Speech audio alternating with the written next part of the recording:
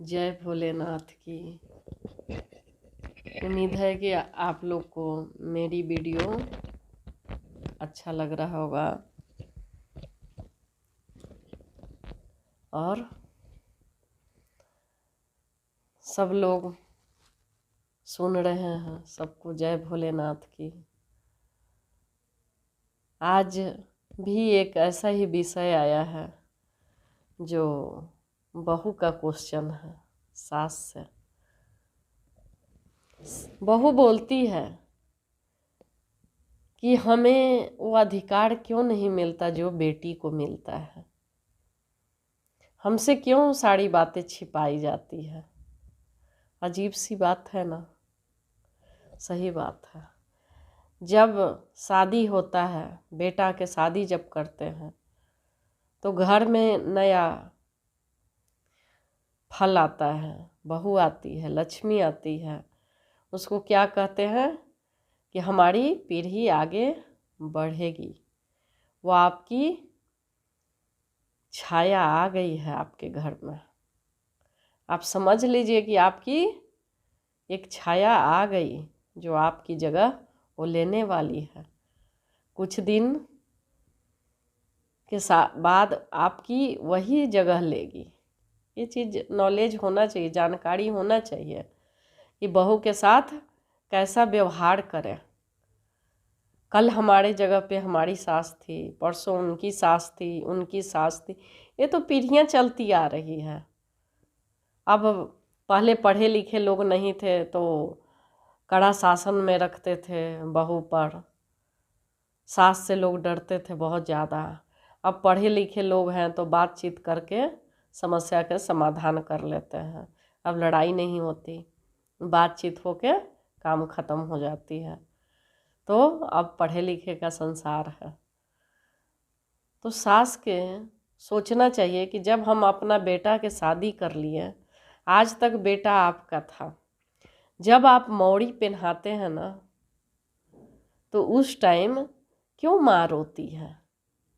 माँ रोती है ना कि आज से मेरा बेटा तू किसी और का हो रही है, हो जाएगा। आज जैसे लड़की के दान होता है तो माँ बाप रोते हैं कि आज से तू पढ़ाई हो गई। इसीलिए ना दोनों तरफ से रोना होता है। इधर लड़का के माँ भी रो रही है कि आज से तू पराया हो जाएगा, और उधर लड़की के माँ भी रोती है कि आज से मेरी बेटी पराई हो गई। दोनों तरफ सेम माहौल है, दोनों साथ साथ ही चलता है। अब इस समय जो लड़का है माँ को दिलासा देता है कि मैं हमेशा सबके साथ ही रहूँगा, वो भी आएगी तो सबके साथ ही रहेगी। जब हम सास बनते हैं तो सबसे पहले ये सोचना चाहिए कि हमारे घर में बहू नहीं, हम घर की लक्ष्मी ले आए हैं। जैसे कौशल्या जी सोचती थी। कौशल्या माता क्या सोची, सीता के कितना प्रेम दिए और सीता भी इस प्रेम की लाज रखी।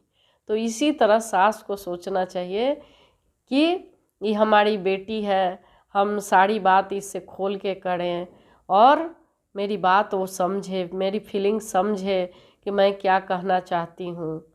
अगर वो सोई है तो सास ऐसा नहीं है कि बहू ही सारा काम करेगी।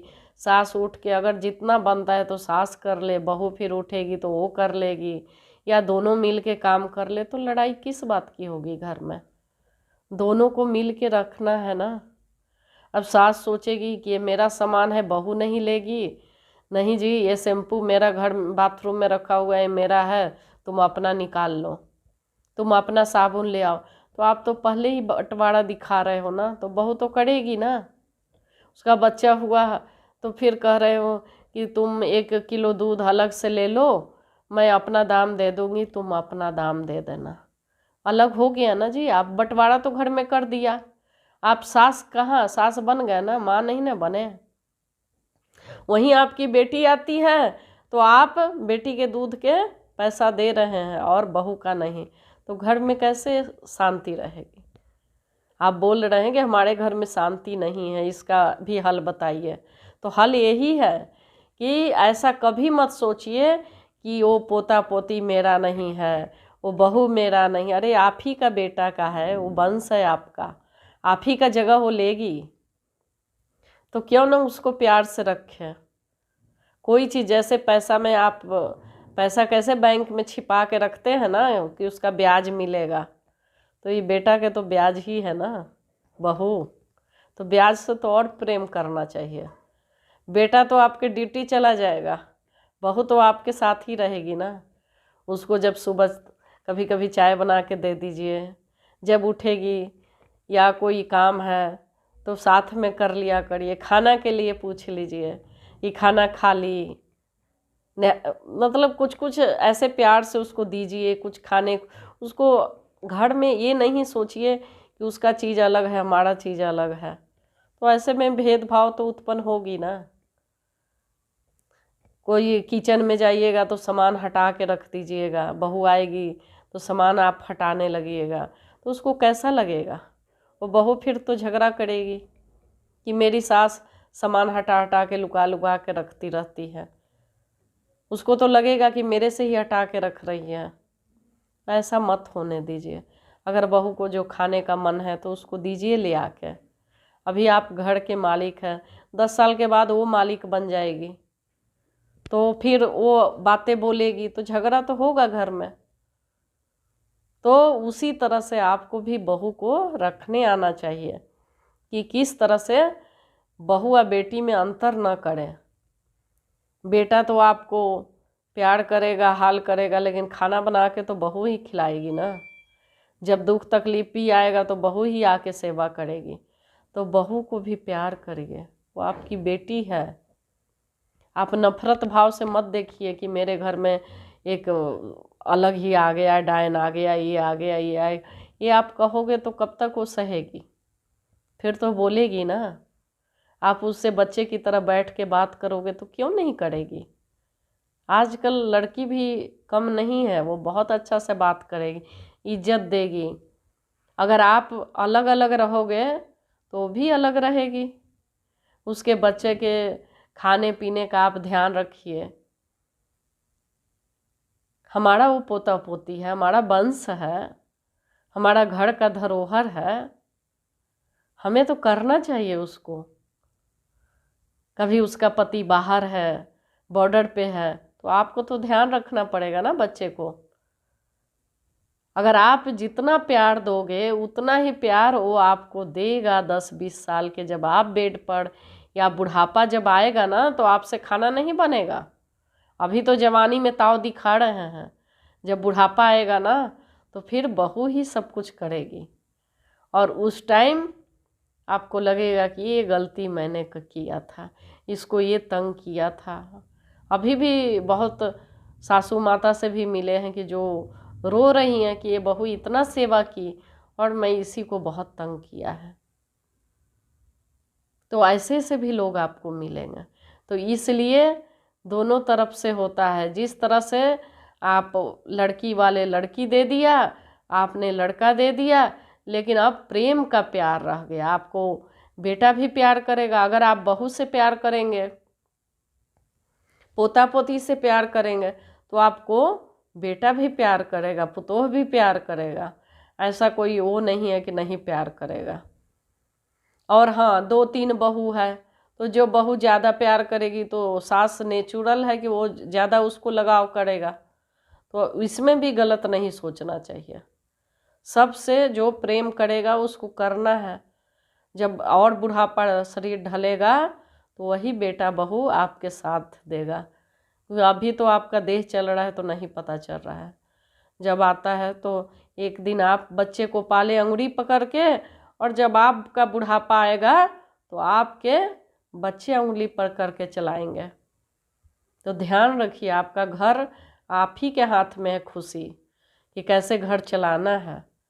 उस ईर्ष्या से मत देखिए, दूसरा कोई नहीं है। वो आपके जगह लेने वाली आप ही की बहू है जो आपको प्यार देगी।